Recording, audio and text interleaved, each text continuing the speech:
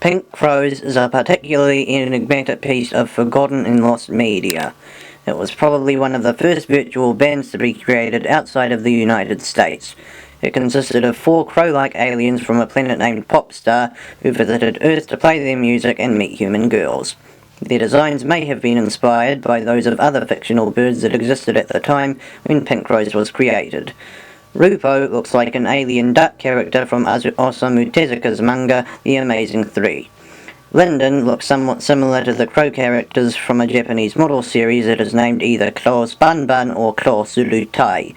I'm not sure which one is right. Pink Crows had at least 2 music videos for their songs. Both of them are nowhere to be found on the internet, and very few people seem to remember them.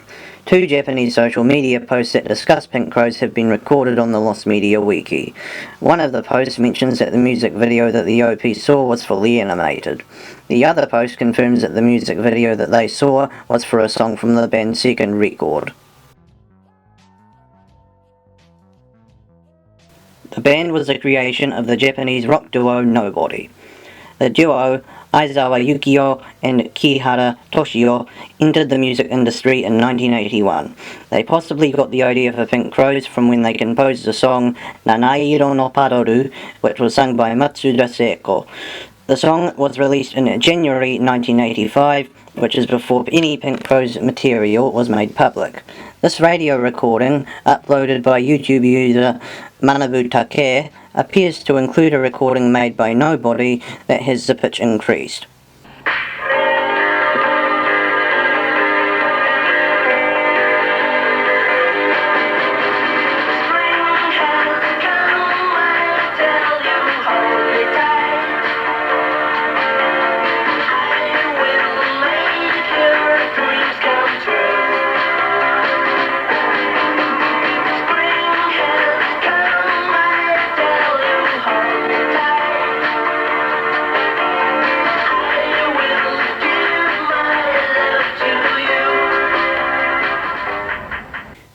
YouTube user DioLead commented that here, the recording of Nobody sounds similar to Pink Crows.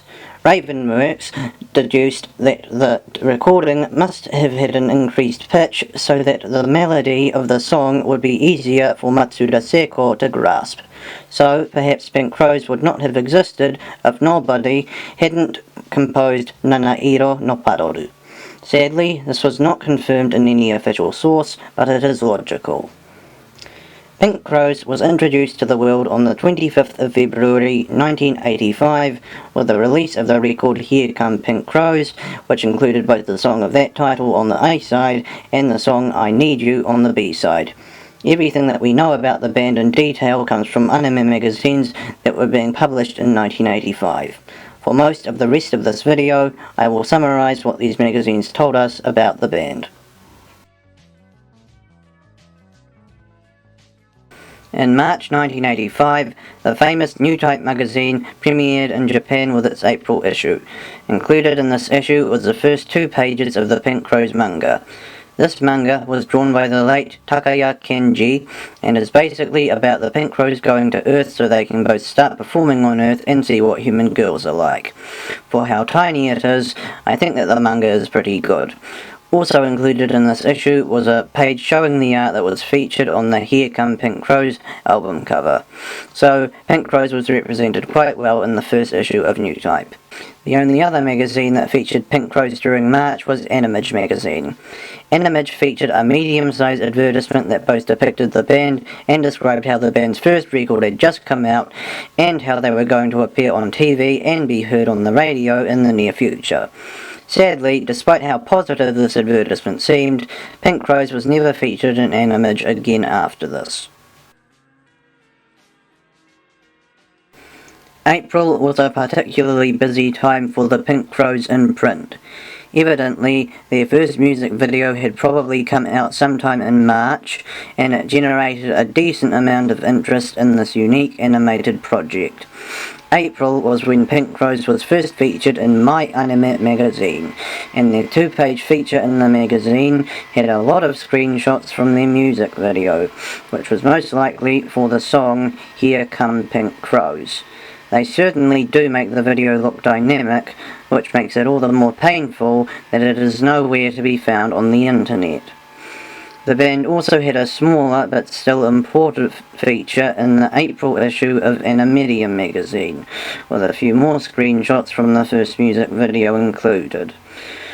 Also, an advertisement for multiple anime-related records that included Pink Crows was published in 3 different anime magazines in April, the aforementioned My Anime and Animedia, and also G Anime.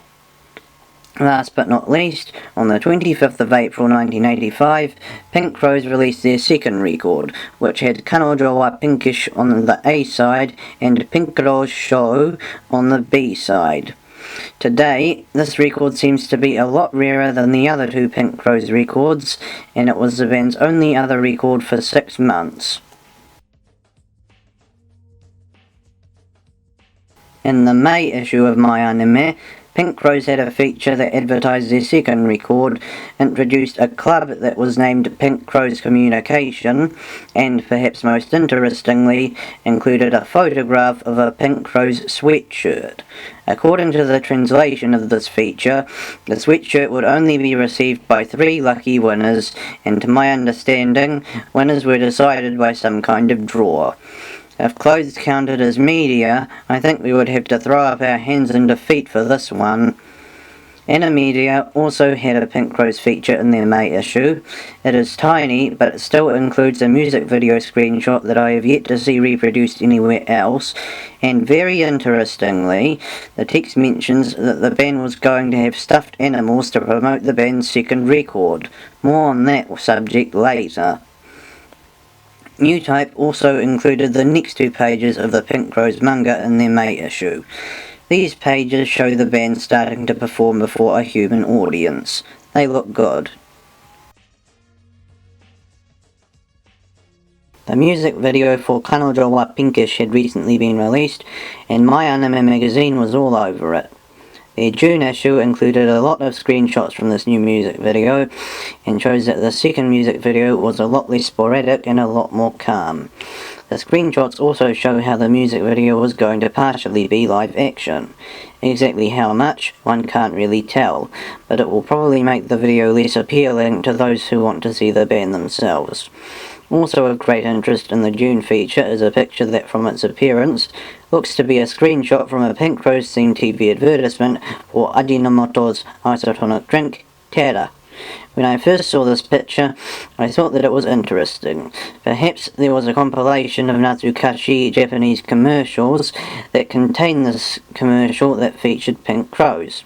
It wasn't a music video, but I would finally be able to see the band in animated form. And wouldn't that be great?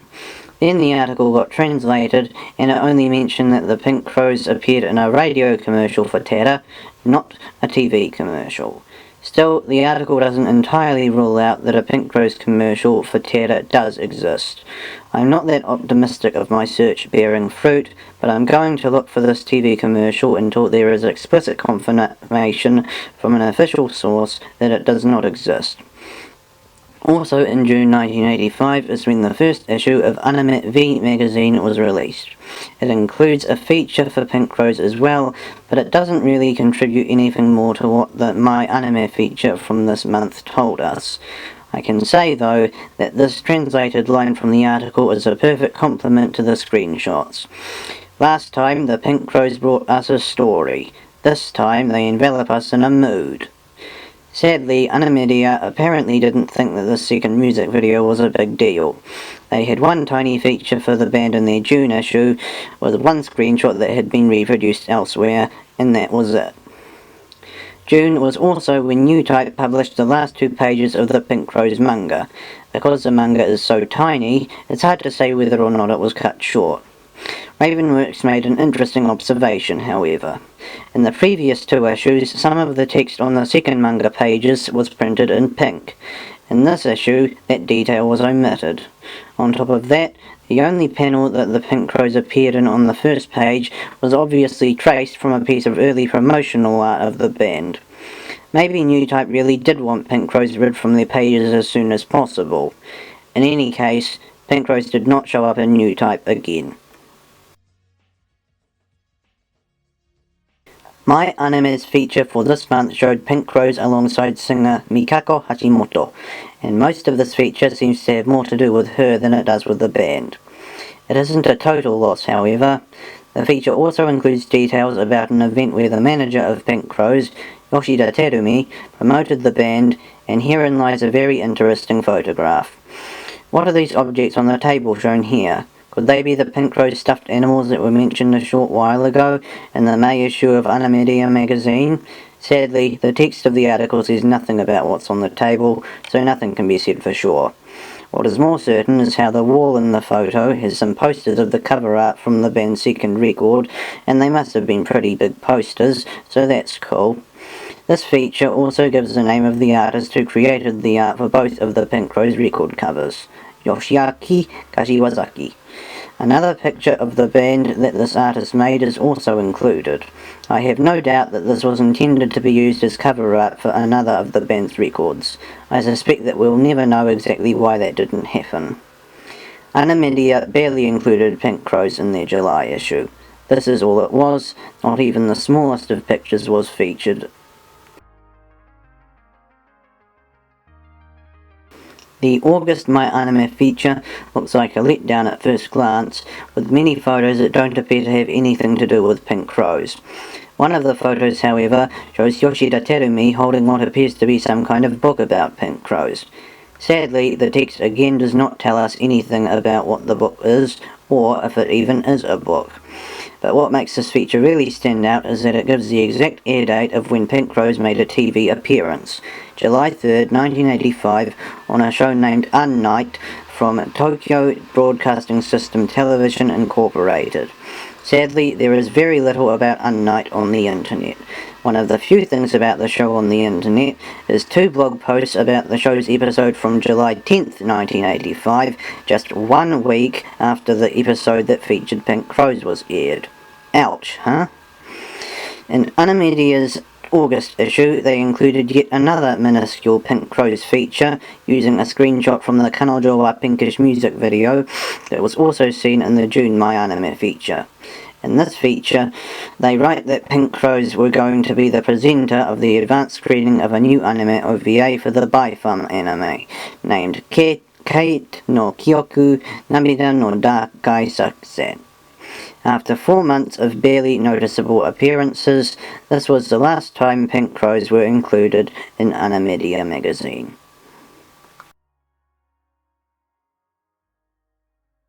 While the September My Anime feature may have included some more nice artwork of Pink Crows, that is where the positives end.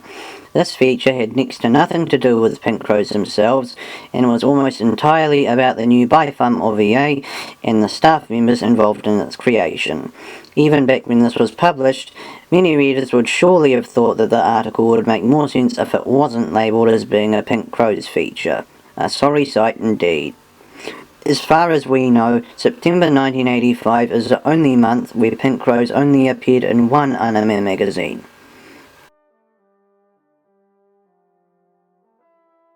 Pink Crow's feature in the first October issue of My Anime was also kind of lousy, but definitely more interesting than the September feature. The feature was all about how Pink Crows appeared at the advanced screening of the new Baifam OVA. Included is a photo of what I think is a still image of the band being presented on a projector. This feature also announced how Ikinari Want You, the song from the A-side of Pink Crow's third and final record, was going to be used as the intro theme for the upcoming anime Showa Aho Zoshi Akanuke Ichiban. The third record was released on the 25th of October, and the song on the B-side was titled P.O. Box 87. Art of the main characters from Akanuke Ichiban were used on the cover instead of art of Pink Crows themselves. Let's face it, this was probably because the distributors thought that including art of Pink Crows themselves would hinder sales. To date, Ikinari Want You is by far the most well-known song by Pink Crows and was the only one available on the internet before Ravenworks uploaded all of the band's songs. The October My Anime feature also mentions that Pink Crows were going to be the image characters for Toshiba's new fluorescent lamps. This is yet another curiosity that I can find zilch about on the internet. At the very end of this feature, it was written that this was the last two-page Pink Crows feature and that they would not continue once My Anime became a smaller publication published twice a month. Pink Crows still did appear in the first bi-monthly issue of My Anime, however, in a small feature that was entirely about how Ikinari Want You would be used in the Akanuke Ichiban intro. There's something interesting about this feature.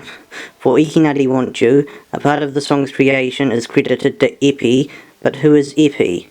According to this feature, this is Epi, a crow character who first appeared way back in March and April. This small feature is the only source I can find that actually clarifies who Epi is, which is really weird to me. But that isn't quite it for October. Pink Crows also had a very interesting feature in the October issue of Anime V magazine. Like the first October My Anime feature, Anime V's feature is about Pink Crows appearing at the advanced screening of the Bifam OVA, but it includes two unique screenshots. One of them just shows Rupo's face, and the caption says that it is from the Bifam event. Assuming that the screenshot isn't from one of the two music videos, this might mean that it is from a unique Pink Crows animation that was made specifically for the Bifam OVA screening. A smaller screenshot is also included, but sadly its caption does not inform what it is about. I can only assume that it is also from the Pink Crows animation that was made for the event. To be honest, I think that the screenshot's background makes it look kind of like it is from a music video, but that is very wishful thinking. In November 1985, Animedia magazine published a song booklet titled New Animation Music Journal Autumn 85. One of the songs included in the booklet was Ikinari Want You, and included with it was a tiny blurb about the musicians. This was probably the Pink Crows' final illustrated appearance. Pink Crows was an interesting and unique idea that, for one reason or another, did not last.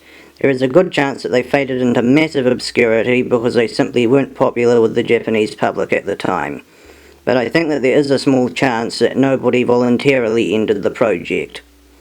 Going by the Japanese Wikipedia page, after 1985, nobody started producing songs at a much lower rate than they did from 1982 to 1985.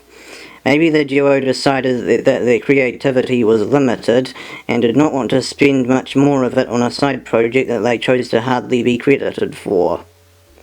More noticeably, the Pink Crows project ended very shortly after one of their songs was chosen to be used for an anime intro. If a musical project was truly unsuccessful, why would it end soon after having one of its songs used in an anime intro? Wouldn't it make more sense if a Pink Crows song was used in an anime intro in March or April, and then the band gradually became less popular from there before ceasing to exist in October or November? On top of that, like I said before, Ikinari Want You was seemingly Pink Crow's most popular song by far, so how could the project fail so soon after that level of success?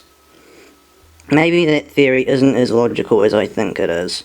Will we ever know the truth behind the rise and fall of one of the most unique Japanese animated projects of the 1980s? All we can do is hope. Wine